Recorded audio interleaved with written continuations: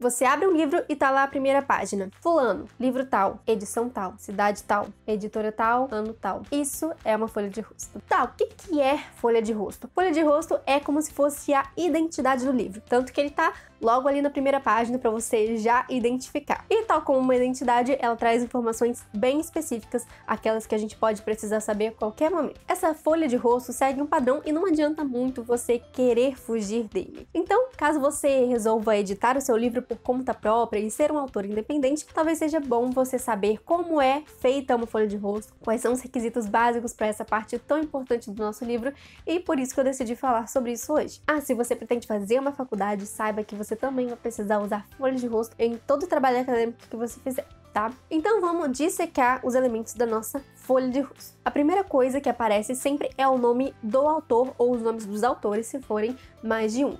E geralmente ele pode ser colocado ali numa fonte média. Depois vem o título, que aí pode ser acompanhado de subtítulo. Se você estiver escrevendo uma série, aí também vem o nome da série e o título, igualzinho tá na capa. Vai ser o título exatamente como está na capa. E aí dá pra você colocar numa fonte maior, dar um pouco mais de destaque e com certeza dá pra você estilizar esse título, deixando ele como tá na capa. Usa ali a mesma fonte, mais ou menos o mesmo tamanho. Vou mostrar o Dominus aqui. Olha só como tá estilizado exatamente como tá aqui.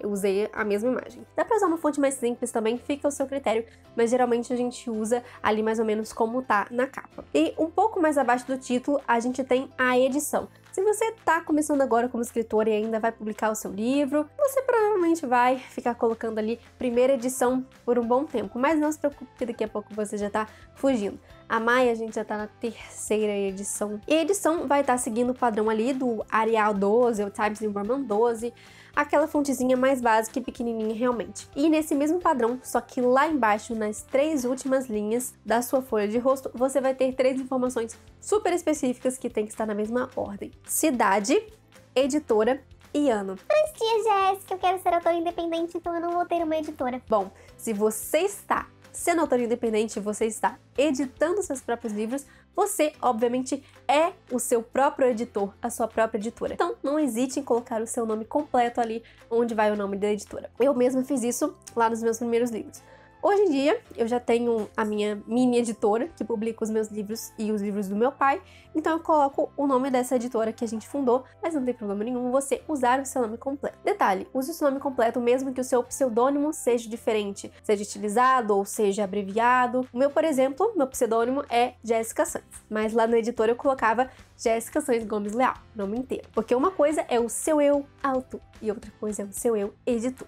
Beleza? Outra coisa, tem editoras que colocam o logo ali em vez de colocar exatamente o nome da editora, seguindo esse mesmo padrão, mas eu particularmente não gosto, eu gosto de seguir o padrão, acho que fica até mais bonitinho, mais clean. Botar muita informação pra mim não fica tão legal, pelo menos é o que eu acho, né? Uma coisa legal é que a folha de rosto, ela é tão documento de identidade que ela tem até o verso. No verso da folha de rosto a gente tem a ficha catalográfica, que é uma informação ainda mais detalhada do que a folha de rosto. Mas eu não vou falar sobre a ficha catalográfica hoje, porque além dela ser bem mais complexa do que uma folha de rosto, ela é geralmente feita por um profissional, existem normas muito específicas, então eu não vou falar dela hoje. Só pra você saber da existência da ficha catalográfica e que ela fica assim atrás da sua folha de rosto. Mas tia Jéssica, eu abri um livro aleatório aqui e a primeira folha não tem nada a ver com o que você falou. Então aí tem uma coisa muito legal. Assim, gente, eu sou apaixonada por folha de rosto, mas eu sou ainda mais apaixonada pela falsa folha de rosto. Gente,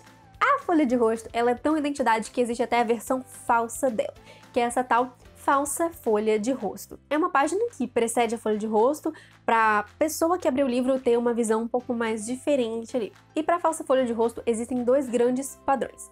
O primeiro é colocar uma imagem em preto e branco, que pode ser a própria capa ou uma versão alternativa da capa, alguma coisa assim que seja geralmente uma ilustração, uma foto, alguma coisa muito louca assim, bem mais elaborada. A pessoa já abriu o livro e já dá de cara com um negócio maravilhoso ali. E essa técnica é muito seguida, principalmente por editoras que fazem edições um pouco mais elaboradas. Eu também acho super legal. Mas a minha estratégia favorita é outra, que eu fiz no meu primeiro livro e sigo até hoje, que é simplesmente uma folha branca que não tem nada, só tem o nome do livro ali centralizado mais ou menos onde tá ele na folha de rosto de verdade. Como eu não sei se eu me fiz clara, eu vou explicar, vou mostrar pra vocês aqui. Ó, em Dominus a gente tem aqui folha de rosto bonitinha, título centralizado aqui, e antes a gente tem a falsa folha de rosto, que é só o nome. Olha só como tá bonitinho no mesmo lugar. E aí fica assim, a folha branca, só com o título, que dá um efeito super clean. Bom, mas além de ter esse efeito super clean, o que eu acho que é a maior vantagem dessa folha de rosto branca e vazia é a quantidade de espaço linda e maravilhosa que a gente tem para autografar. Principalmente no começo da carreira de qualquer escritor e também quanto menos conhecido você for, mais livro você vai ter para autografar. Então, gente, assim, autografar é o meu momento, então eu quero ter muito espaço. Então dá para você inventar, dá para você fazer desenho, dá para você colocar um texto um pouco maior, mais elaborado, fazer um carinho especial, ou dá para você fazer um autógrafo menor, enfim. Eu gosto de ter esse espaço em branco, até porque quando vem aquela folha em preto e branco, aquela folha toda ocupada por uma imagem, não fica espaço para autografar, ou então você vai autografar e não vai aparecer tanto porque vai estar caneta preta em cima de um desenho cinza, ou então você vai ter que pular a página para autografar lá para frente, é uma doideira.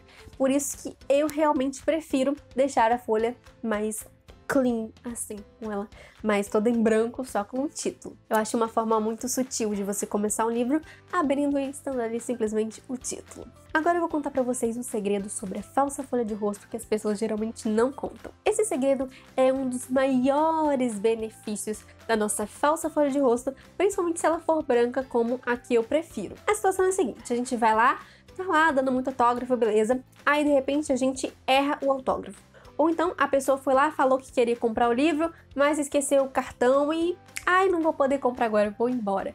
E aí você fica ali com o livro autografado e não vendeu, e aí o que fazer com esse exemplar que está autografado errado? Então, para não perder o livro quando isso acontece, os escritores fazem o quê? Cuidadosamente arrancam a falsa folha de rosto, deixando assim bem pouquinho o papel sobrar ali, deixando o mínimo de resquício possível da existência dessa falsa folha de rosto, e a gente consegue recuperar o livro. E esse livro geralmente ou ele é doado ou ele é vendido para uma pessoa com desconto.